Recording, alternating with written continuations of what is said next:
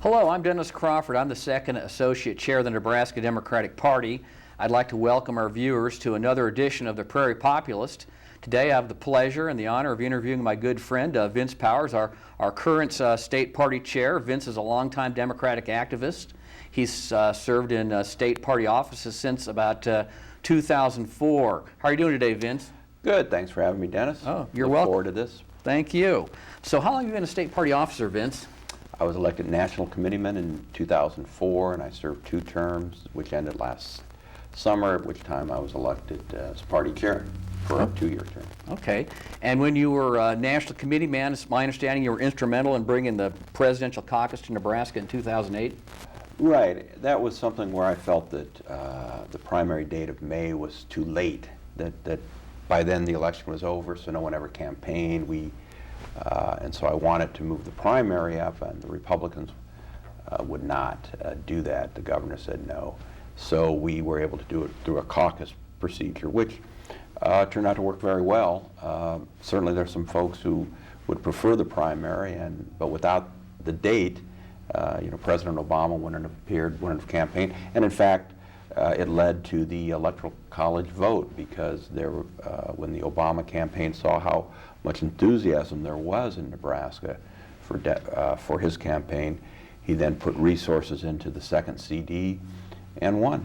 And it was good for the Republicans. Sarah Palin came and campaigned. I think that the Republicans are rethinking their position, and I think they want, as they head to 2016, I think they want to do something.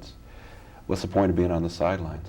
Right. If you have the primary in May, I mean, it's already usually decided by then, and you're pretty irrelevant, as it was in February 2008. Then Senator Obama came out to campaign. Chelsea Clinton came out to campaign. Right. And then in the fall of 2008, it paid dividends. Hillary Clinton came to Omaha to campaign for then Senator Obama. As you pointed out, Sarah Palin came out for Senator McCain. So it really brought a lot of attention to Nebraska that otherwise we wouldn't have had in 2008. Correct. And you were also in the interesting position where, didn't President Clinton call you sometime in early 2008? Right, because I was a superdelegate, and that's another issue as to whether or not we really want to have those, but he did want my support, and I did suggest that Hillary Clinton come campaign. I think Nebraska Democrats, that we deserve a candidate who will come and look us in the eye and ask for our support, as Senator Obama did. I'm sure if you were to talk to Senator Clinton in a candid moment, she would admit that their campaign, by ignoring the caucus states, not just Nebraska, North Dakota, Utah, Idaho, by ignoring these states, she lost the presidency. She got more delegates out of the primaries, but because she ignored the caucuses. Senator Obama, who campaigned in them, won them, got the delegates, and most superdelegates like myself followed the wishes of the voters in their states. So those caucus state superdelegates then went with President Obama. Yeah, President Obama's organization, the caucus states, created the organization in a number of battleground states that he eventually carried in the fall of 2008, and was really instrumental to him winning the general election over Senator McCain. I got to give you a lot of credit. If President Clinton had called me in early 2008, I probably would have been starstruck and said yes. So I give you a lot of credit for saying no to President Clinton. That was pretty hard to do. Well, I didn't. I suggested that Senator Clinton come, and so he said he'd get back to me. I'm still waiting. Well, you may be hearing from him again in 2016. That's true. That's true. All right. And we'll have another caucus, and hopefully it will be in a time that will allow some competition. It's good for the party. It's good for democracy. Yeah, we registered a lot of new voters who then turned out in 2008 and 2012. So very helpful. It's my understanding that you, outside of politics, you work as a trial lawyer. What do you do as a trial lawyer, Vince? Well, I represent people and their families who've been injured or through no fault of their own, and we also do employment discrimination work, and so it's a trial practice. That is that usually we're representing an individual who has a dispute with an insurance company or has been injured through a defective product or something, and so we're trying to get them compensated, trying to get them back on their feet, and you can't undo the injury, but money will allow you to be compensated, to be what we call made whole. Now, it's my understanding, what's interesting is when Republicans campaign against Democratic trial lawyers who run for office, like Senator Lathrop in Omaha, they bash trial lawyers. Why do the Republicans bash trial lawyers? Well, you know, it would appear that they do that because, you know, starting with Ronald Reagan, there was deregulation. And so now the only thing left really to regulate industry is the American jury. And if they can make it so that they're exempt from any type of regulation or laws, then they're free to do what they want. And certainly the Republican Party gets major financing from, you know, corporations and big pharmacies and pharmaceutical companies. So, you know, for them, they just don't want to be regulated. I mean, they just don't want. They don't want OSHA. They don't want anyone looking at their workplace safety or the safety of their products. And now juries can do it. You know, it's a wonderful system right now. The people watching us, if they're on jury duty, they'll be with their fellow citizens. They'll go into the jury box, and then they'll go into the jury room. There won't be any special interests. There won't be any politicians. There won't be any lobbyists. They'll just be making a decision on what's right. And I don't know why Republicans fear juries, but I suppose we can draw our own conclusions. I suppose we can. What's interesting, at least my take on it, is these attacks on trial lawyers who run for office have largely been ineffective. I mean, Senator Lathrop won 2 elections in a Republican-leaning district in Omaha. He has a superb record as a state senator. Bruce Braley, congressman from Iowa, has been very successful. So it strikes me these attacks on trial lawyers are usually pretty ineffective. Most people understand what we do for a living and why trial lawyers are needed. That's correct. And the current chair of the Republican Party is a trial lawyer who represents individuals who've had problems with investments. And so I don't think we'll be hearing that from the Republican Party. Yeah, Jail Spray's done a very good job representing victims of investment fraud. Right. Very good lawyer. He's a good trial lawyer. And I think he recognizes that as an issue goes, it helps them get contributions from industry. But, you know, the average voter, most people, they understand there may come a time where they need somebody on their side. And when they're looking at dealing with an Allstate insurance company or a multinational corporation, they're going to want someone on their side, and they're going to want that trial lawyer. That's right, exactly right. Since you've been chair, you've instituted a number of important reforms that could make a major difference in the future of our party. You have decided to go ahead to pay the firm of Mike Lux to create a strategic plan for the Democratic Party.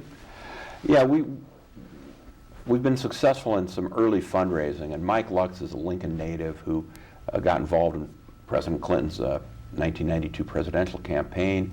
He then was in the Clinton White House, branched out on his own in a political consulting firm in Washington, D.C., and he's really, like anybody who's born in Nebraska, you never really leave Nebraska. And he contacted me, and he was interested in Nebraska politics, saw that there'd be an open governor's race and an open Senate seat, and offered his help, and we are going to do a strategic plan with him. And he's working on it now, and we're excited to have him. If you Google Mike Lux, L-U-X, you'll see he's written a great book. And he's also has been at the forefront of really the internet as a political organizing, fundraising tool. He worked with Senator Warren in Massachusetts. He's worked with lots of folks. And again, like so many Nebraskans, even though they're successful after they've left the state, their heart's still in Nebraska. And Mike, we're really happy to have him. Yeah, I think he'll do a great job. And we also hired a professional fundraiser. That's right. Who did we hire? Hadley Richters, who is a Lincoln native, lives in Omaha now, has been very successful. The reality is, we can say all we want about money is bad, but those are the rules. And in order to get our message out, especially in a state where the conservative AM radio, they're not going to have you and I on. I mean, they don't want to have the other side presented. I've offered to go on AM radio in Lincoln several times, and the host just keeps putting me off. He doesn't want me on his show. No, they like to have one side, and so in many parts of the state you can only listen to Fox, and so we have to have money to get a message out, and that's one of the things that we're hoping as we head to November of 2014 that we'll be able to put in place a good fundraising infrastructure and be able to reach parts of the state that we haven't. And you know, we have to, whether it's social media, Facebook, Twitter, we have to get our message out, and that's why it's so great you're doing this show and continuing to do your public access so that we can get that out. And I know this will be posted on social media so that we have to get our message out because the facts are on our side. That's right. I always like to say that reality has a progressive bias. Reality has a progressive bias. It did in the 20th century, and it so far has had it in the 21st century as well. No question. What is Hadley Richter's background? She has a very impressive record in local races in Lincoln, is my understanding. Sure. She was involved in a number of legislative races, including Senator Avery's, Councilman Marvin, Councilman Cook, her and her partner, Jennifer Brinkman, were involved in Mayor Beitler's race, were involved with the Arena Project. And so, you know, she's a sophisticated, hardworking fundraiser, and it's not an easy task. I mean, there's so many of us, we can do many things, but asking people for money sometimes is not the easiest. It's my understanding that Mayor Beitler and W. Don Nelson recommended Hadley Richter's. Absolutely. She got very good recommendations, Senator Avery as well, from most everyone. And of course, W. Don Nelson is such an influential person in the party. He has done so much for the state and for the Democratic Party. Yeah, she came very, very well recommended. And one thing I'd want to ask our viewers to do is you can sign a pledge card with the Nebraska Democratic Party and contribute a certain set amount every month from your credit card to the Nebraska Democratic Party. For example, I'm giving $50 a month. It's just a small bite, but it's a steady source of income for the party. And I'd recommend to all of our members that they call the party offices at 1-800-677-7068 and pledge a certain amount every month. Just choose an amount that it suits you, suits your budget.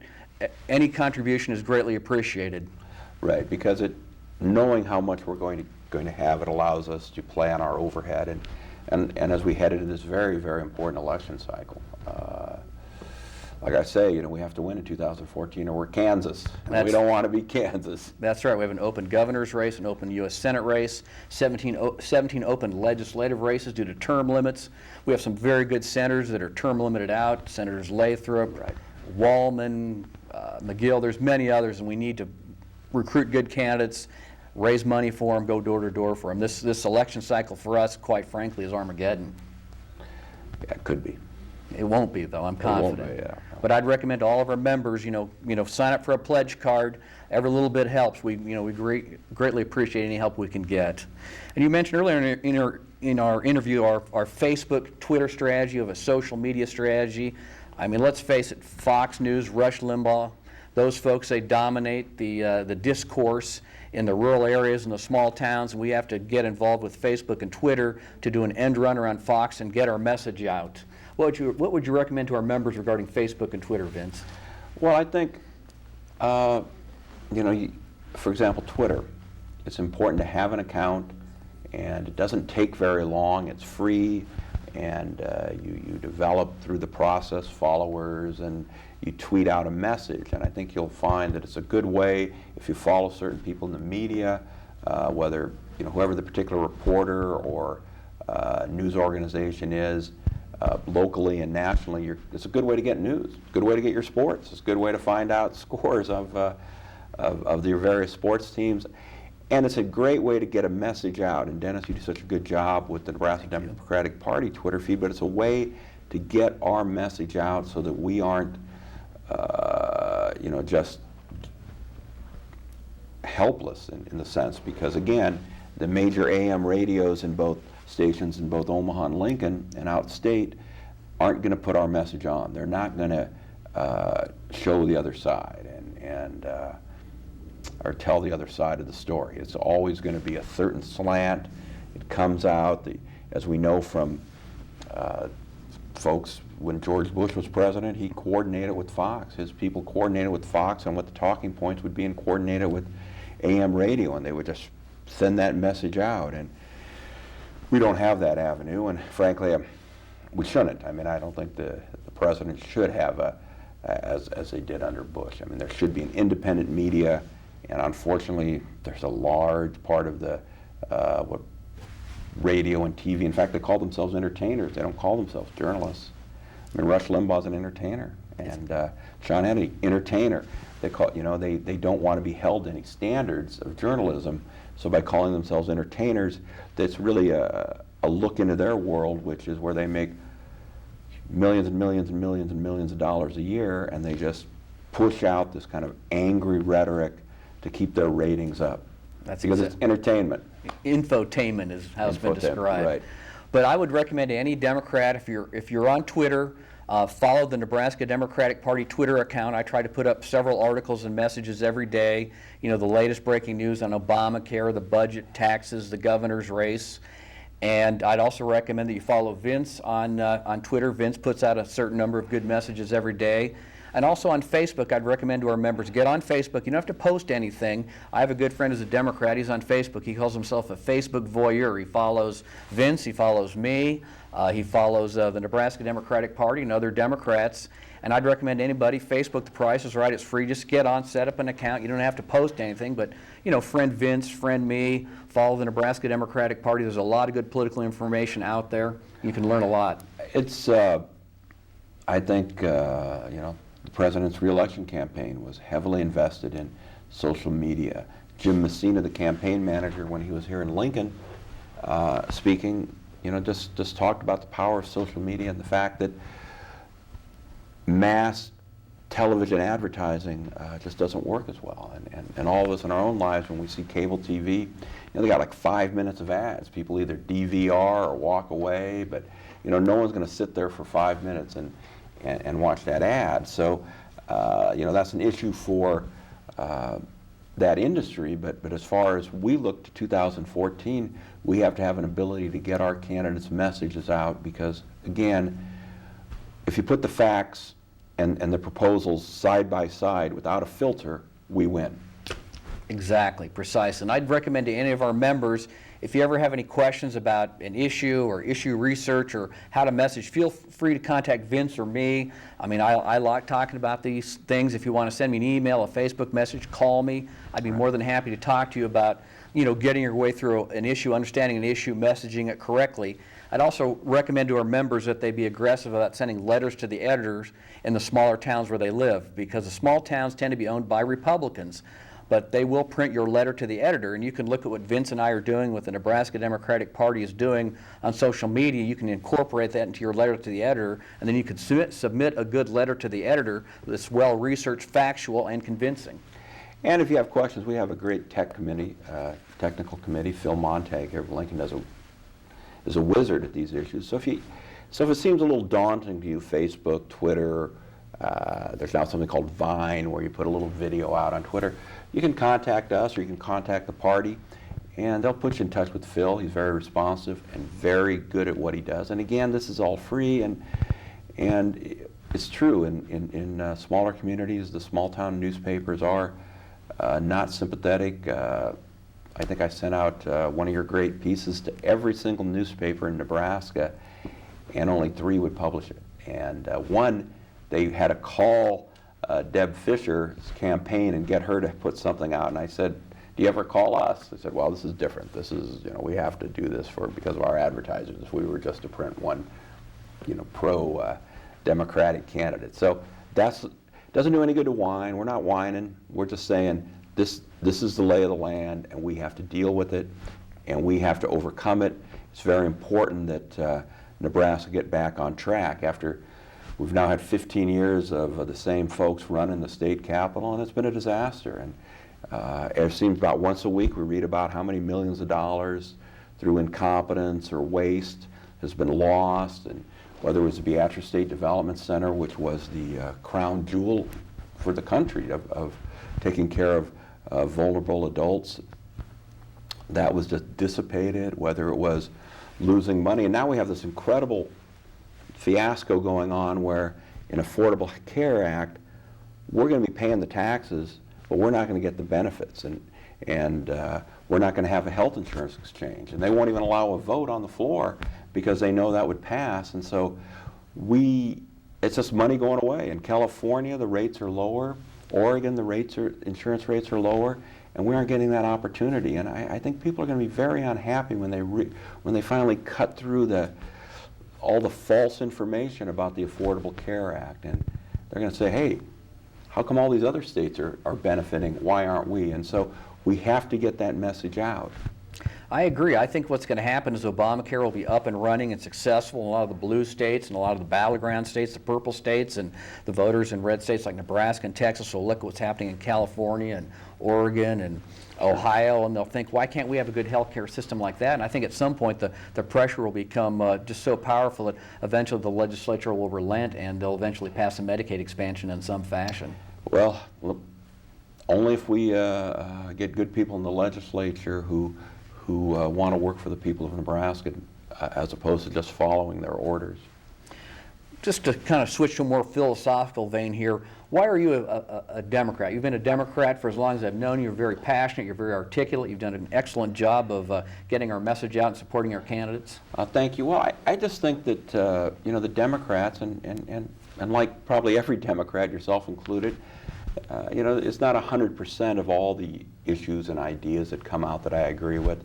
But when you look, as you say, the body of work, those are the issues that attract me to the party. For example, I'm a fiscal conservative. I started my own business out of law school, so I've always had to meet that payroll. I've always had to pay my bills, and I think that's what government should do. And so again, when you put the facts out, which are the last president who presided over a balanced budget was Bill Clinton. Ronald Reagan, who there's a myth that he was somehow an economic conservative, but if you just look at the facts, he set a record deficit spending. And the next president that came along, George Bush, his vice president, broke his record of deficit spending. And then Bill Clinton came along, balanced the budget, created a surplus, and then the next George Bush turned that surplus into another record deficit. So you had Ronald Reagan setting a record, beaten by George Bush, then beaten by W. Bush. And now the president, the Democrat, is going, what's he doing? He's cutting that deficit, he's getting right into it. And even though the Republicans are trying to sabotage the economy, and if you look at things like the stock market or corporate profits, they always do better with the common sense economics of a Democrat. And when it comes to the role of government in a person's life, I think government should stay out. I don't believe in big brother government. I think that the men and women who are watching this should be free to make their own decisions about health care, their family decisions. And I also think that everyone should have a fair shot at employment and housing, and there shouldn't be any special rights for certain people. Everyone should have the same right, and the reality is you need a law to guarantee that. You need a minimum wage, you need a 40-hour work week.